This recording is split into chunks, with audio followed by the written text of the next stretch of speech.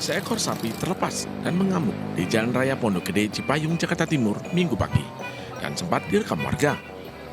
Sapi yang terlepas hampir menabrak pengguna sepeda motor dan membahayakan pengguna jalan lainnya. Sapi sempat memasuki pekarangan gedung perkantoran. Petugas suku dinas Damkar Jakarta Timur akhirnya membantu proses evakuasi sapi yang lepas. Petugas mengikat sapi ke tiang listrik dan dievakuasi ke mobil pickup, dibawa kembali ke masjid. Sementara itu, satu ekor sapi berbobot 300 kg lepas mengamuk di Jalan Kayu Manis 6 Matraman, Jakarta Timur saat hendak digiring menuju tempat penampungan hewan kurban. Sapi tersebut berlari tanpa arah dan berhasil diamankan warga. Sementara itu, seekor sapi juga terlepas di ruas tol Jagorawi, Jakarta Timur. Petugas patroli dan jasa marga mengejar sapi tersebut dan berusaha menangkap. Namun, sapi terus berlari sejauh 7 km. Berarti itu sapinya lepas dari kilometer berapa sampai kilometer 7 ini, Pak? Kilometer 14. 14 awal. Dari arteri masuk ke bau luar, ke rumput-rumput. Dan seterusnya masih di rumput-rumput jalur terus sampai ke 7. Sapi dievakuasi petugas menggunakan kendaraan towing. Sementara akibat kejadian ini, kemacetan panjang sempat terjadi dari arah Taman Mini menuju Cibubur, Jakarta Timur. Dari Jakarta, Rio Manik melaporkan.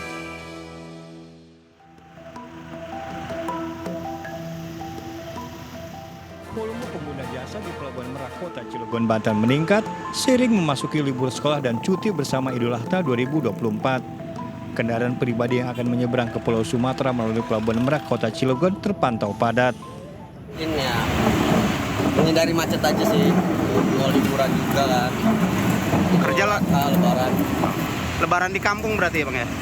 Ya bisa jadi, soalnya nganter saudara nih. Volume kendaraan di jalur cepat di atas jembatan Suramadu ramai lancar. Kepadatan kendaraan menjelang Hari Raya Idul Adha tersebut meningkat dibanding hari-hari sebelumnya. Kepadatan lebih didominasi oleh kendaraan roda 4. Dari Cilegon dan Bangkalan melaporkan.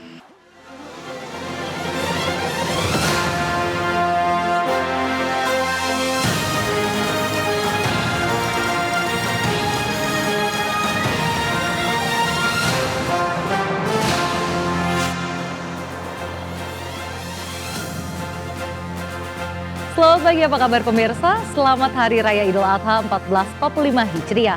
Selain berita utama tadi, sejumlah laporan menarik juga akan menemani aktivitas pagi Anda. Bersama saya Raisa Nadia, berikut seputar Ayus Pagi selengkapnya.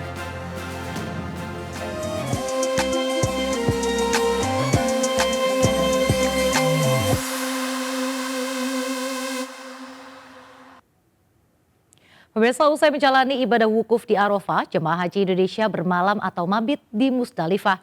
Para jemaah haji selanjutnya akan melakukan lempar jumroh akobah. Dan berikut laporan Suhud Nur Fadli dari Pos Kesehatan 2 Jabarot, Mina, Arab Saudi.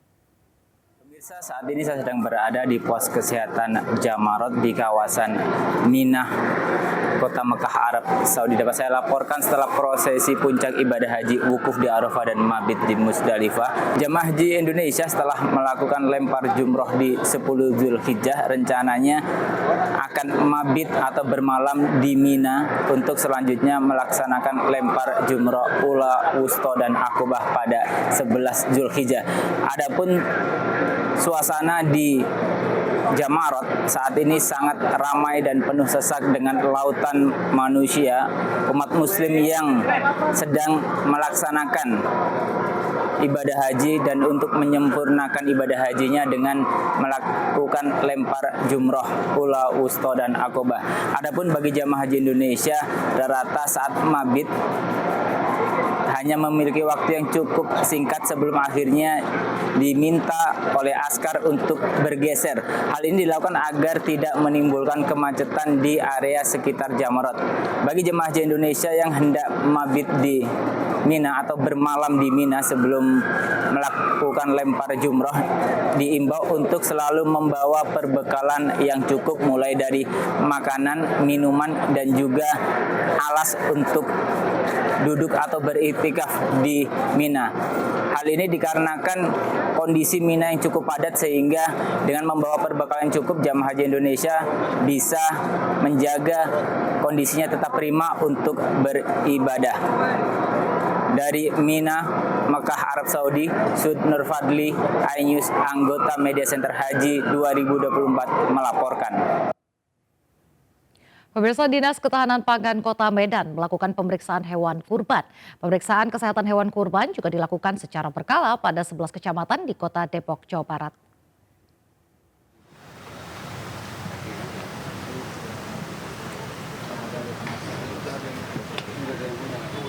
Petugas gabungan dari Dinas Ketahanan Pangan Kota Medan bersama tim dokter hewan melakukan sidak ke 13 lokasi pengepul hewan kurban yang berada di Kota Medan, Sumatera Utara. Petugas melakukan pemeriksaan fisik dan kesehatan hewan kurban yang dijual. Dan seterusnya tentunya kita mengimbau kepada pengepul agar tetap menjaga kesehatan hewan kurban. Pada Idul Kurban tahun ini, Presiden Joko Widodo berkurban sapi jenis Angil peranakan. Sapi akan disembelih setelah sholat Idul Adha. Pemeriksaan kesehatan hewan kurban juga dilakukan secara berkala pada 11 kecamatan di Kota Depok, Jawa Barat. Pemeriksaan hewan dilakukan agar mengetahui kondisi sapi dan kambing yang akan dijadikan hewan korban.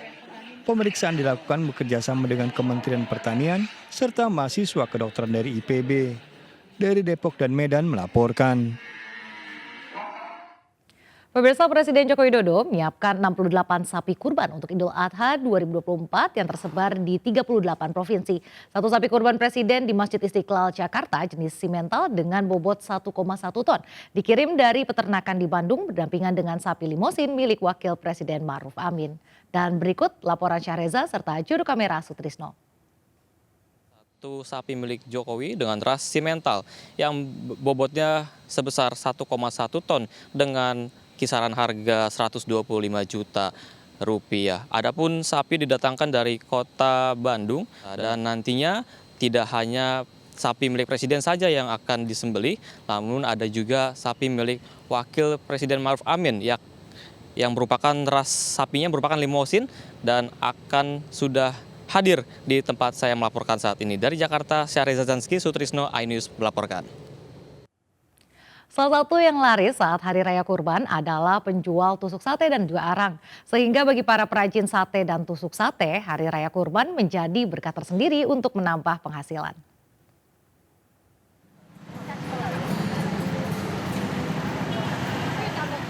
Warga yang sebagian ibu-ibu memadati kawasan Pasar Lontar di Koja, Jakarta Utara. Saat Hari Raya Kurban yang paling banyak dicari adalah tusuk sate dan arang. Harga untuk tusuk sate sekitar Rp2.000 hingga Rp15.000. Ini yang beli rata-rata beli apa aja, Bu? Ya buat perlengkapan itu aja, bikin kayak nyate karena kan sekarang mau lebaran ya kurban.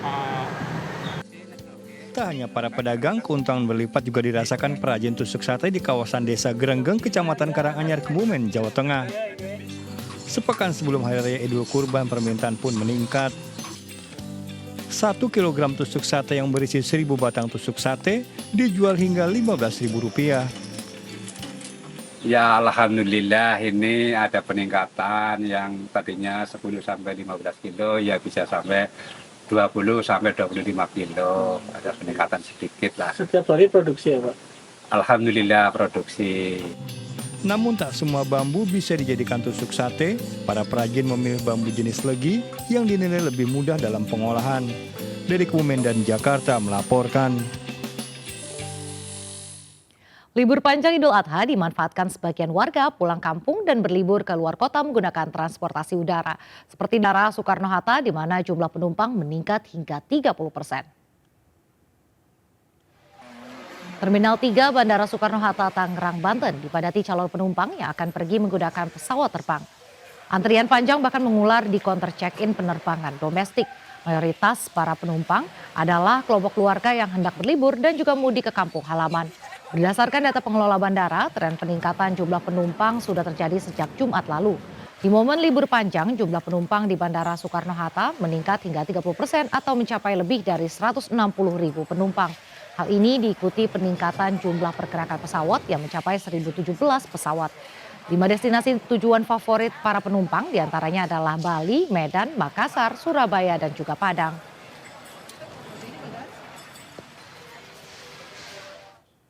Di momen libur panjang Idul Adha, 75.000 tiket kereta Wush ludes terjual. Sejak 2 hari terakhir, Wush bahkan memberangkatkan penumpang hingga 20.000 penumpang per harinya.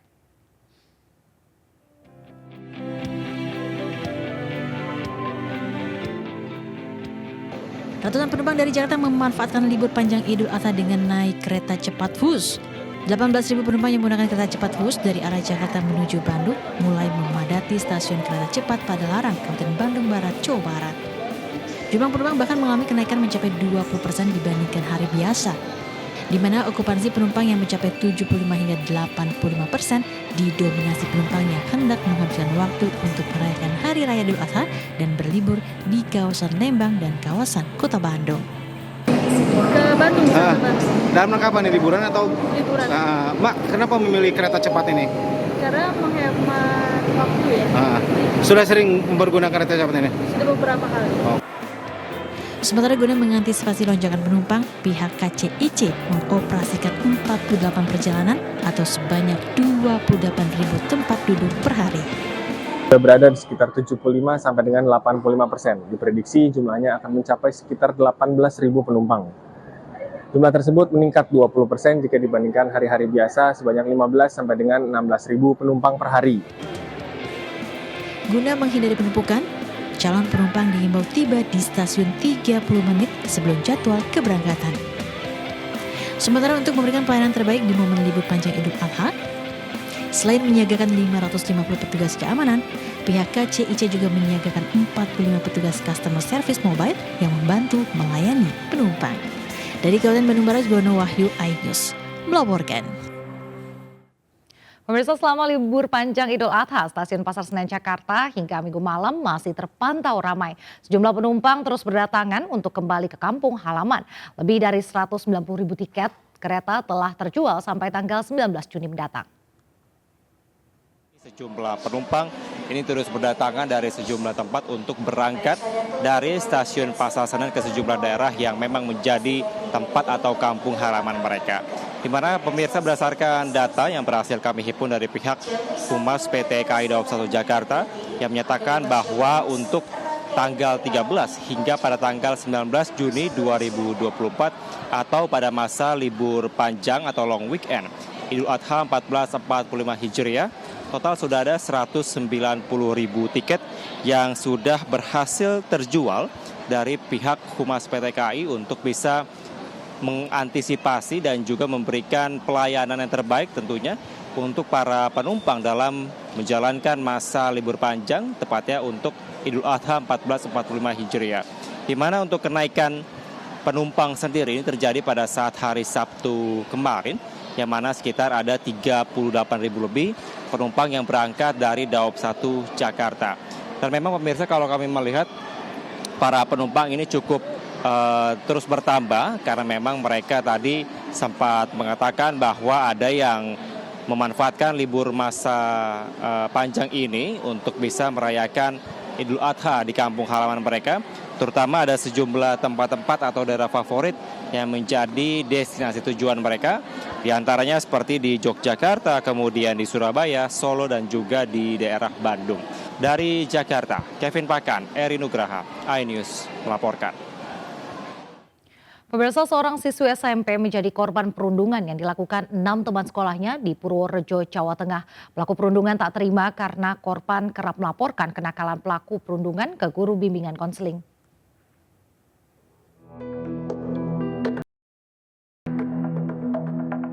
Kasus perundungan kembali terjadi di kalangan pelajar. Kali ini 6 siswi SMP di Purworejo, Jawa Tengah membuli seorang teman sekolahnya. Namun dari 6 pelaku, 2 pelaku bukan teman satu sekolah korban. Usai kejadian, pihak Dinas Pendidikan dan Kebudayaan Kabupaten Purworejo dan kepolisian segera melakukan penindakan. Mensupport korban dan juga untuk ke gurunya untuk minta pembinaan pada, selain sudah ditangani Polres juga tetap kan ada tata tertib sekolah. Ambil alih penanganannya sehingga terkait dengan ini proses penanganan dilakukan oleh unit PPA. Ironisnya, korban merupakan anak yang kondisi mentalnya berbeda dengan anak-anak lainnya. Korban juga lebih pendiam daripada pelaku yang melakukan bullying. Dari Purworejo, Jawa Tengah, Johartoyo melaporkan. Pemirsa, seorang warga negara asing secara tiba-tiba memukul pengendara motor di sebuah lampu merah di Denpasar, Bali. Tak terima ditagih utang, seorang pria di Bangkalan menganiaya debt kolektor.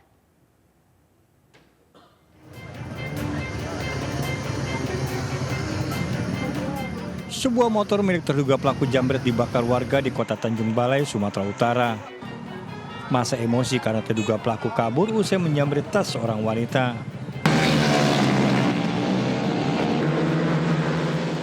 Puluhan remaja menggelar balap liar di Jalan Diponegoro, Kota Palangkaraya, Kalimantan Tengah. Polisi yang melakukan penyergapan menangkap sejumlah pelaku balap liar. Para remaja harus mendorong motornya sambil berjalan kaki menuju pos Polantas untuk diberikan sanksi tilang.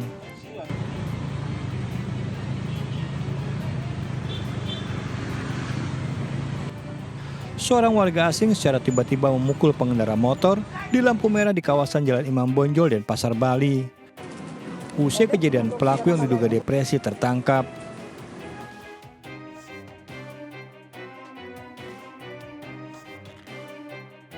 Mencoba kabur saat akan ditangkap, dua remaja pelaku pencurian dengan pemberatan dilumpuhkan kepolisian Polsek Sunggal, Medan.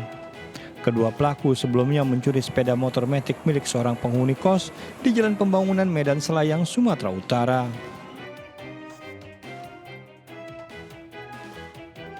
Merasa sudah membayar tagihan, seorang pria di Bangkalan, Jawa Timur menganiaya petugas penagih hutang. Akibatnya pria penagih hutang tersebut mengalami luka-luka tajam. Presiden Joko Widodo hari ini berada di Semarang dan akan mengikuti sholat Idul Adha di lapangan Simpang 5 Semarang. Selengkapnya saat lagi, tetaplah bersama kami.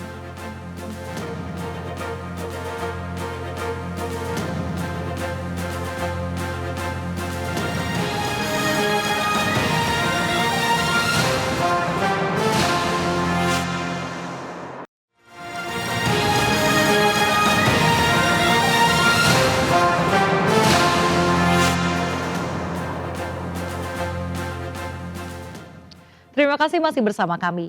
Pemirsa, di Lombok Barat ada pemandangan tak biasa. Hamparan hijau sawah bisa dinikmati sambil makan atau piknik di pinggirnya.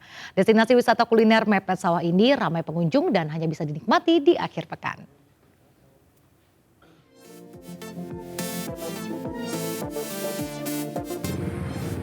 Inilah destinasi wisata mepet sawah yang ada di Desa Tempos Gerung, Lombok Barat.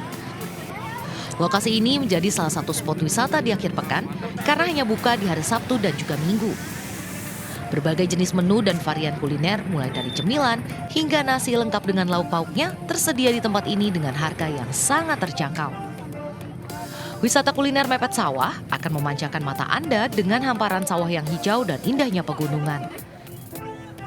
Tidak hanya membeli jajanan, pengunjung juga banyak yang duduk di pinggir sawah sambil menikmati makanan. Enak sih Mas, tapi mungkin tempat duduknya ini kurang banyak, jadi banyak yang nggak dapat tempat duduk.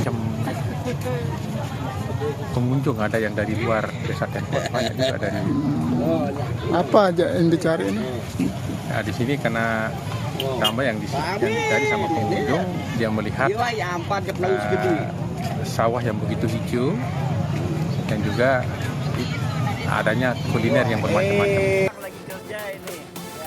Tempat ini selalu ramai pengunjung. Namun sayang, banyak pengunjung yang mengeluhkan keterbatasan tempat. Terlebih selain hanya buka di akhir pekan, tempat ini juga hanya buka dari jam 6 hingga 9 pagi saja. Dari Tempos, Lombok Barat, Hari Kasidi melaporkan. Pemirsa, hujan yang sering mengguyur Provinsi Kepulauan Bangka Belitung ternyata membawa berkah bagi sebagian warga. Pasalnya warga bisa mengais rezeki dengan panen jamur sawit yang tumbuh subur saat hujan untuk dijual dan diolah menjadi makanan.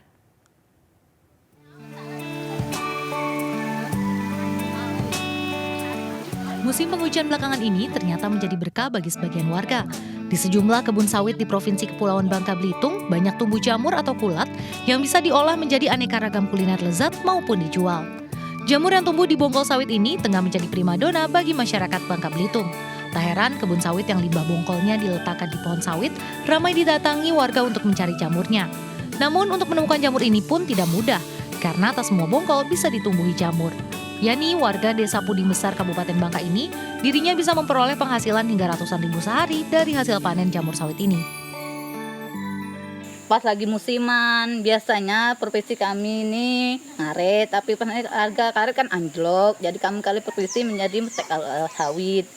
Biasanya satu hari dapat 7 kilo, 6 kilo. Untuk tergantung cuaca, pas musim hujan banyak. Untuk harga kami beri harga 1 kilo 25.000 sampai 30, sudah dibersih. Warga mengaku senang mengonsumsi jamur sawit karena cita rasanya yang enak. Selain itu, jamur sawit juga mengandung banyak gizi seperti kaya protein, kaya vitamin B, serta mineral. Lagi musim di sini. Kemarin iseng-iseng baru 2 hari. Diajak tetangga jadi ikut. Biasanya banyak yang dijual.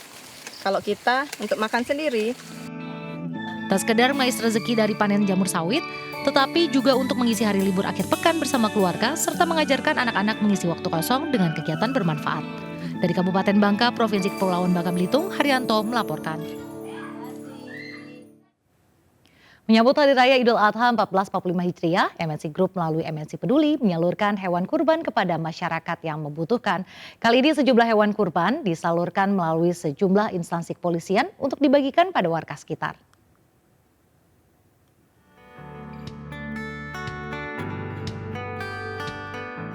Jelang momen Hari Raya Idul Adha 1445 Hijriah, MNC Group melalui MNC Peduli kembali menyalurkan hewan kurban melalui jajaran kepolisian. Hewan kurban diserahkan melalui Polres Metro Jakarta Pusat dan Polres Metro Jakarta Selatan. Memang kami pilih kepolisian itu salah satu kan mereka juga berhubungan langsung ya dengan masyarakat setempat dan membina ketertiban di wilayah-wilayah masing-masing. Ya menurut kami mereka juga tahu siapa aja sih yang memang berhak untuk menerimanya. Untuk MNC Group karena sudah peduli dengan kita untuk menyerahkan sapi kurban dan akan disalurkan ke yang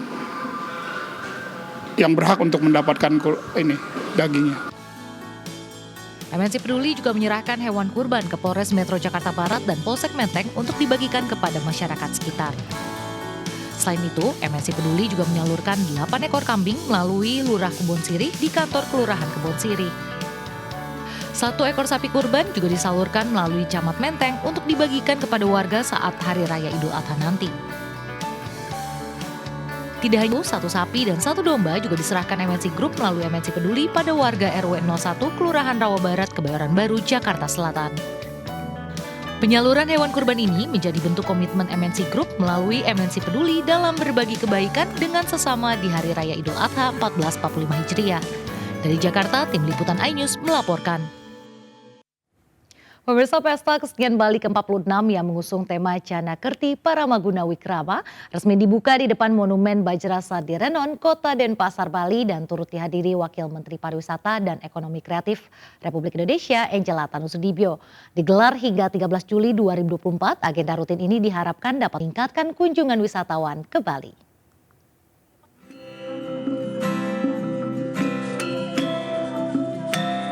Wamenparekraf Angela Tanusudibyo menghadiri pembukaan Pesta Kesenian Bali ke-46 di Kota Denpasar.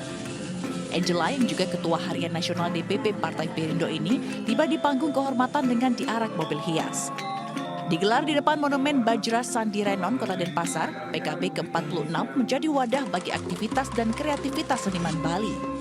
Di sini ditampilkan kesenian dan beragam kekayaan budaya dari 9 kabupaten kota seprovinsi Bali. Mengusung tema Jana Kerti Paramaguna Wikrama yang bermakna harkat martabat manusia unggul, pesta ini diharapkan dapat mengenalkan karakter masyarakat Indonesia yang ramah, bekerja keras, dan gotong royong. Angela optimis ajang ini dapat menjadi daya tarik wisatawan untuk berkunjung ke Indonesia, khususnya ke Pulau Dewata. Dari Denpasar, Bali, Indira Ari, iNews melaporkan. Di tengah cuaca tak menentu, perawatan kulit wajah menjadi perhatian banyak wanita. Selain agar tampil tetap menawan, wajah sehat menjadi dambaan. Salah satu klinik di kawasan Tegal Gundil, Bogor Utara, Jawa Barat pun menyediakan treatment perawatan.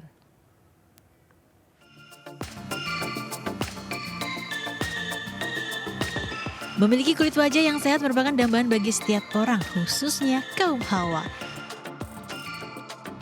Anda pun bisa melakukan perawatan di The Beauty House Clinic yang kini hadir di kawasan Tegal Gundil, Bogor Utara.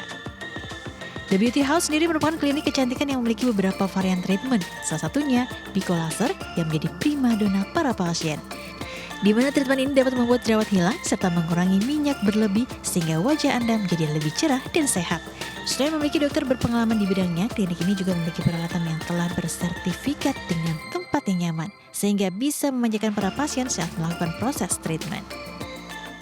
Pico laser itu adalah laser, jadi pasien nanti tujuannya untuk meringankan si jerawatnya, menekan sel minyak dan bantu untuk mencerahkan. Yang kita harapkan ya jerawatnya mengkering, efek wajahnya jadi lebih cerah. Ya, klinik The Beauty House ini memiliki konsep Recovery Skin Center, menjadikan klinik ini adalah solusi untuk mengembalikan kulit sehat para pasiennya. Sesuai dengan tagline kami yaitu Beauty is to be you, yang bermakna kamu akan menjadi indah ketika menjadi versi terbaik dari dirimu. Yang membedakan kita klinik dengan lengkap ya, lengkap produk skincare-nya, lengkap dengan alat dokternya, juga lengkap dengan fasilitas-fasilitasnya.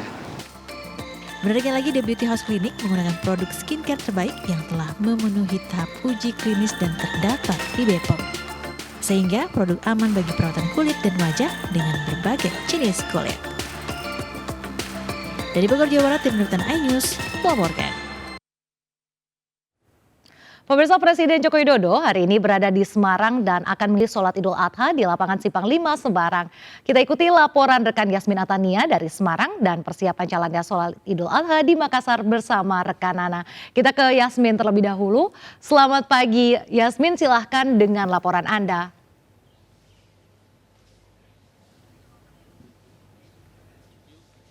Ya, selamat pagi Nadia dan juga pemirsa. Presiden Joko Widodo akan melaksanakan ibadah sholat Idul Adha 1445 Hijriah di kawasan Simpang 5 Semarang, Jawa Tengah, tempat saya melaporkan saat ini. Adapun untuk sholat Idul Adha di sini akan digelar pada pukul 6:15 waktu Indonesia Barat. Terkait dengan persiapan tentunya sudah dilakukan secara maksimal, baik itu oleh pihak penyelenggara dari pengurus Masjid Baitur Rahman Semarang, yang mana ini mempersiapkan lokasi dengan kapasitas lebih dari 10.000 jamaah di kawasan Simpang 5 ini. Kemudian juga dari pihak kepolisian terkait dengan pengamanan sudah mengerahkan sebanyak 325 anggota kepolisian di sekitaran Simpang 5 Semarang ini dari Polda Jawa Tengah untuk mengamankan ibadah sholat Idul Adha 1445 Hijriah maksud kami. Nah, untuk saat ini memang terpantau sejumlah sejadah dan juga alat-alat perlengkapan untuk sholat Idul Adha ini sudah dipersiapkan begitu ya, baik itu titik untuk Presiden Jokowi melaksanakan sholat dan juga mimbar. Dan terkait dengan pengamanan lain yang diberlakukan untuk menunjang pelaksanaan sholat Idul Adha agar dapat berjalan dengan lancar, dari pihak kepolisian juga telah melakukan rekayasa lalu lintas dengan melakukan pengalihan arus sebelum atau sejak pukul 3 dini hari tadi hingga nanti pasca sholat Idul Adha selesai dilakukan. Nah, setelah melakukan sholat Idul Adha, rencananya Presiden Joko Widodo juga akan mengerahkan atau memberikan hewan kurban, yakni sapi berjenis limosin seberat 1,2 ton kepada pihak Masjid Baitur Rahman. Dan untuk mengetahui persiapan terkait dengan penyelenggaraan Idul Adha di Makassar, sudah ada rekan Nana Jamal di sana. Silakan Nana dengan laporan Anda.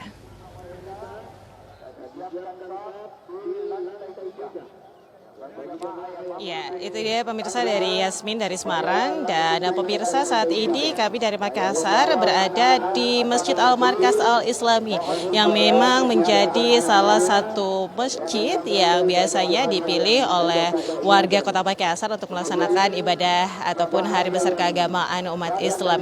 Dan spesialnya semenjak pemerintah menetapkan bahwa Hari Raya Idul Adha tahun ini di tahun 2024 ditetapkan jatuh pada 10 Zulhijjah Zulhijjah pada tahun ini di tanggal 10 Zulhijjah, Masjid Al-Markas Al-Islami beserta seluruh panitia ini sudah menyiapkan untuk dapat menyambut umat Islam untuk dapat melaksanakan sholat Idul Adha di sini, termasuk untuk melakukan pemotongan hewan kurban mereka. Nah, yang spesialnya pada pelaksanaan Hari Raya Idul Adha pada kesempatan kali ini di tahun 1445 Hijriah, karena khatib yang akan membacakan khutbah ialah Profesor Dr. Haji Muhammad Mahfud MD yang akan mengangkat mengenai bagaimana kemudian pengorbanan Nabi Ismail pada saat akan dikurbankan oleh ayahnya sendiri, yaitu Nabi Ibrahim. Dan masyarakat sendiri, pemirsa, sejak pasca sholat subuh tadi sudah mulai berbondong-bondong untuk datang dan mengambil posisi, karena tentunya pada kali ini terasa spesial seperti itu, sehingga mereka langsung datang untuk bisa mengamankan posisi mereka untuk bisa melaksanakan Hari Raya Idul Adha di Masjid Al-Markas Al-Islami. Baik, terima kasih Nana melaporkan langsung dari Makassar, Sulawesi Selatan, dan sebelumnya ada Yasmina Tania dari Semarang, Jawa Tengah. Dan pemirsa, informasi tadi menutup perjumpaan kita pada pagi hari ini. Sesaat lagi Jeng Misti akan hadir menemani Anda dengan serangkaian informasi kriminal dalam program Sergap. Saya Raisa Nadia, selamat beraktivitas, tetap semangat dan sampai jumpa.